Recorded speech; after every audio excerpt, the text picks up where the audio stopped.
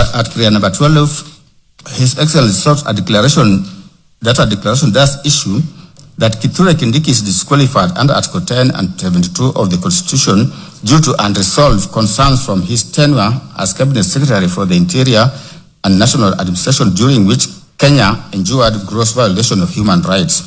He also sought a declaration does issue that the National Assembly violated Articles 124 sub-Article 4 and Article 149 sub-Article 1, Section 6 of the Public Appointments Parliamentary Approval Act, Cap 7F, and Standing Order 45 in the method it adopted to approve Kithure Kindiki's nomination as Deputy President. He also sought a declaration that Kithure Kindiki was illegally appointed and procedurally cleared and unlawfully approved as nominee for Deputy President in violation of Articles 1, Article 10, Article 8, Article 118, Article 124, Article 137, Article 148, Article 149, and Article 250 of the Constitution, so that his appointment, clearance, and approval for that position is null and void.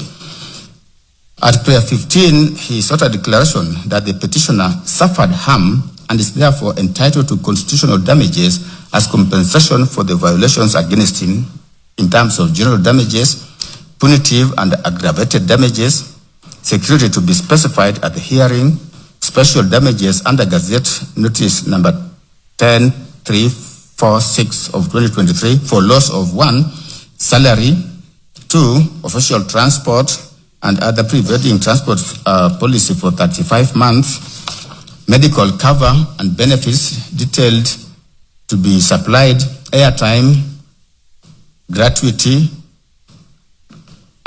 and annual salary for 5 years. He calculated those sums and gave the figures.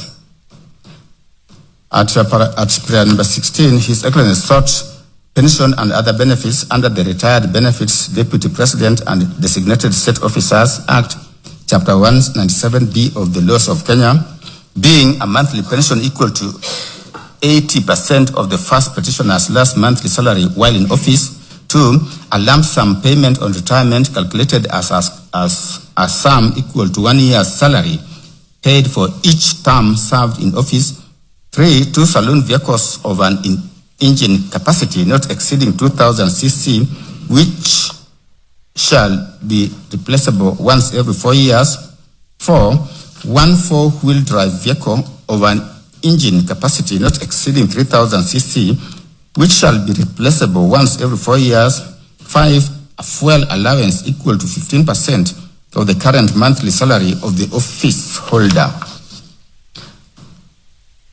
6, full medical and hospital cover, providing for local and overseas treatment with a reputable insurance company for the first petitioner, the first petitioner's spouse, and the first petitioner's child who is below 18 years or is under 25 years of age and is undergoing a course of full-time education, and in the case of a female child, is not married or is not cohabiting with any person. 7, 2 drivers. 8, 1 personal assistant. 9, 1 accountant. 10, 1 secretary. 11, 2 housekeepers. 12, 2 senior support staff. 13, 2 cooks. 14, 2 gardeners. 15, 2 cleaners. 16, armed security guards, who shall be provided on the request of the first petitioner. 17, diplomatic passport for the first petitioner and his spouse. And 18, office and office equipment. 19, maintenance expense for the vehicles provided. 20, access to the VIP lounge 2 at all airports within Kenya. He also prayed for cost of this petition and such other reliefs as this court may deem just.